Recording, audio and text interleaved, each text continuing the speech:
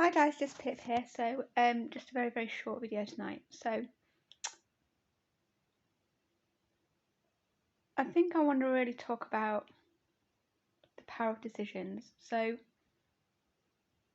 I was brought up in a world where the decisions were made for me from a very early age. So I went to nursery, I went to the childminder, we were all treated the same. And I just think that everyone, all the adults made the decision for you. You just had to go along with it. You didn't really have to do anything else apart from do what you were told. And I think I'm kind of starting to make a few decisions. I know I have never had a proper goal. I mean a C-type goal, your major fantasy where you're like not looking at what you've got currently right now, not looking at the resources, not looking at the people that you've got right now, but thinking that is the ultimate point. That's what I want to kind of do with my life, and that sounds quite scary, but that's something that I want to enjoy with my life, I think, is more what I want to say. And I've got some things that have come to me the past few days. One of them was a major opportunity to start again at the age of almost 30, start again another time, and go into personal development. There's an opportunity for me to do that, and I'd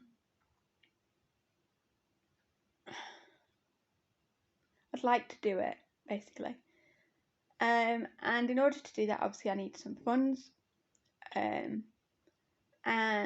one of the things I was thinking of is selling my Amazon business. And the reason I was thinking of selling my Amazon business is because I haven't really been, I've done this for a year now, and I haven't really, it's just not been in my soul to do it. I've struggled all the way. It's not really been profitable. We've had obviously minor profits, and we're now profitable in Australia, but we're not really getting the sale volume that I really want. And I never really set a goal for it. I was kind of like, oh, I'll try it. Totally the wrong attitude, but I didn't know that at the time. And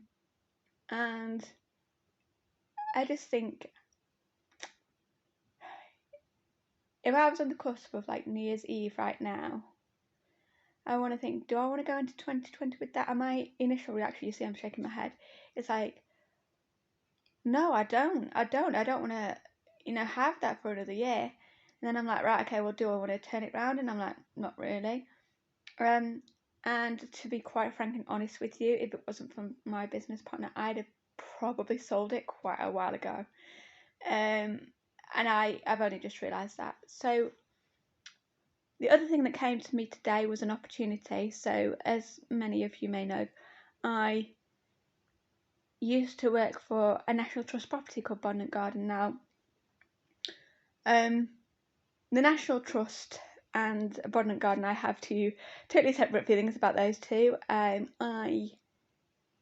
am fond of the gardens. I think, how do I explain them?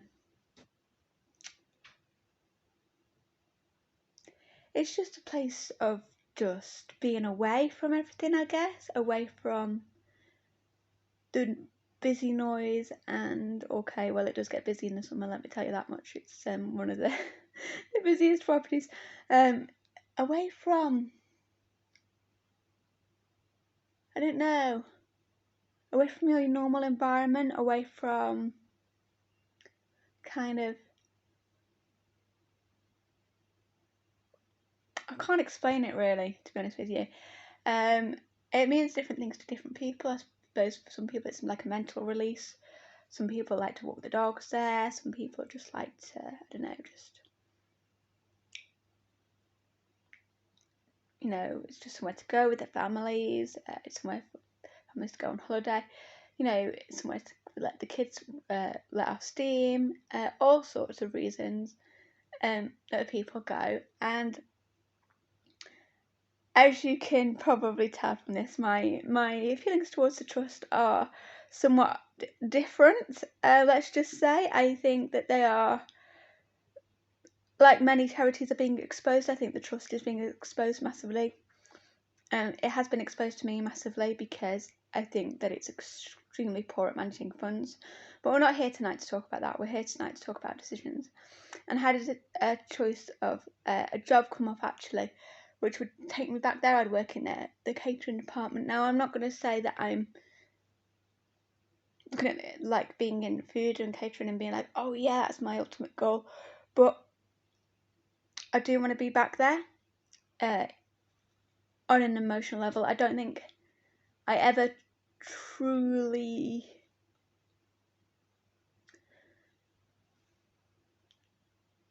I don't know, it's always been on my mind.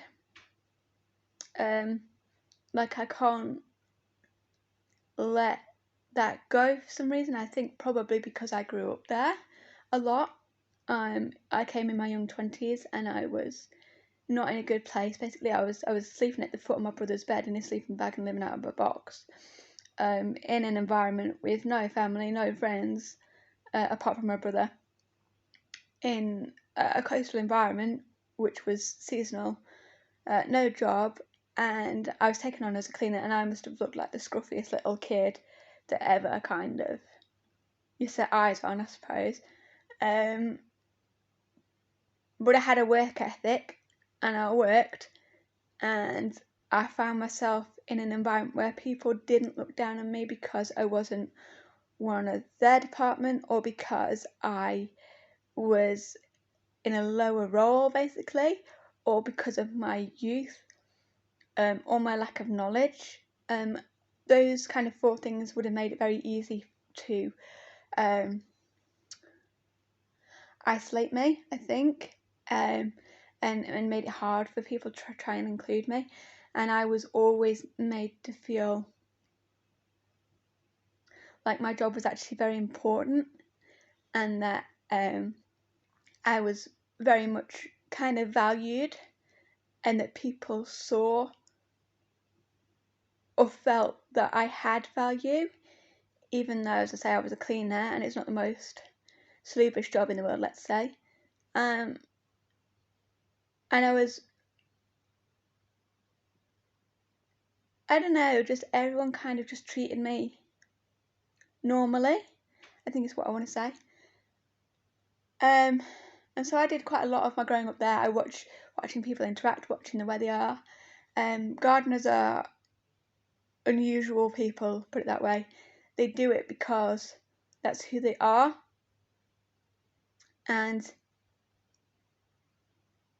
you know, it's a strange thing really to want to garden in a place where for 5 to 6 months it's absolutely chucks it down with rain. But they do it because that's who they are. It's who they are in their hearts, even on days when they don't want to do it on a logical level. I've seen gardeners trying to weed in the frozen ground. I've seen them out in weather where it's absolutely chucking it down. I mean chucking it down, and for days on end. It's not the best paid job in the world. It's mentally, physically, emotionally challenging, spiritually challenging, especially when, you spent such a long time, I mean months on end, planting something, and say like there's a flood and it washes it away, and you've got to kind of clear the debris and then dry it out and then start again. The weather's not always on your side. The plants die. It's challenging. It's challenging. It's never finished, and that's both the beauty and the kind of the frustration of it, I think. Anyway, so I kind of like, oof, okay, could I take half a pay cut, and could I go back and be like, I don't know, just in that environment where I'm speaking to people again. At the minute I'm not customer facing, and I need to be. I need to be there because I just feel like that's the best part of me, just customer facing, talking to people, seeing them, being able to to genuinely speak with them. On the phone, you can't really do that. On a chat, you can't really do that. On an email, you can't really do that. There's a kind of distancing, and it's kind of almost like you forget you're dealing with an actual real person in a way. You're just dealing with the script that they've typed, or and I think so. That was another thing that came up to me today, and I'm like, if I was to move with my heart, not my head, I would apply for the job, get some sleep, wake up tomorrow, work on selling the business,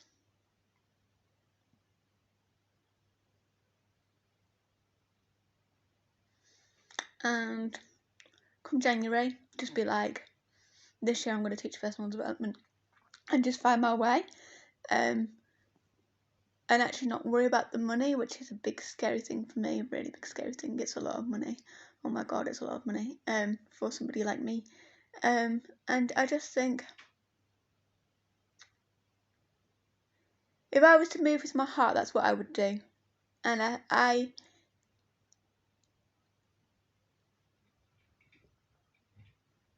think that I can do it. I think that,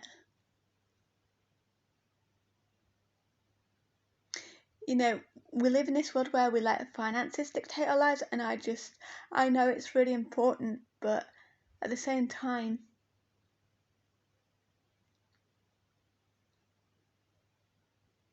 how do I explain this? At the same time, this is your life, and it really didn't hit me until quite recently that this is my life, and I'm not making any decisions with it. I'm not really making a stand in my life and going, actually, this is what I'm on planet Earth to do, by the way, and kind of, I'm going to make the decision that regardless of what it gives me materialistically or otherwise, I'm going to live rich in my soul, and I'm just going to do this, and I'm going to move in this direction. I've never, ever, ever been taught to do that. And I just want to kind of talk to you tonight about that, because it's just such a major part of our paradigm, which is our mental programming. I'm always kind of seduced back into, oh, well, this is safe pipping. You don't want to go back to a job when you're not safe, because do you remember that? Do you remember having really anxiety and depression and kind of scarcity and feeling like you can't afford to eat because of that? Do you remember that? And I'm like, I just don't think that's necessary to feel that anymore. Okay, what I have in the bank is not millions, it's probably not a lot, but at the same time, it's it's probably enough. If I really wanted to do what I wanted to do, it would be enough. I'm sorry, it would be enough. And I just can't quite, it's that fear, I think, I can't seem to quite get over. So anyway, I'm going to actually go to bed now. I'm going to get an early night. I'm quite tired, and I'm going to really, I think my decisions, I've kind of made them, but not quite fixed yet, as in that's what I'm going to do. If successful people, learning to make a decision is actually one of the best things that I've ever been taught. When someone said to me, people who are successful make decisions quickly and change them slowly, if at all. And there was a man who said to me today, Paddy actually, said, oh, just go with the mindset that everything you do is going to be successful. And I was like, I don't think I've ever really done that. I've kind of gone with the mindset of, oh, I hope this might work, maybe, and hence what has happened. And I don't want to do that anymore. I don't want to be kind of doing my Amazon out of fear of, oh, well, maybe it might be successful in the future, therefore I have to cling on to it. I've done that for a long time, and I'm not any further on, and I'm not any more secure in my heart. And so I don't know, I just got to make some decisions, and I just wanted to share that tonight. So I'm sorry about the song video, but I'm grateful and thankful that for some odd reason I am where I am. I want to thank everyone who's ever helped me. I want to say thank you to my previous manager, actually, who was very good to me, and they didn't have to be. I want to say thank you for people who've ever given me words of wisdom. I want to say thank you to people who've been truthful with me and had to kind of give me that shock therapy. I want to say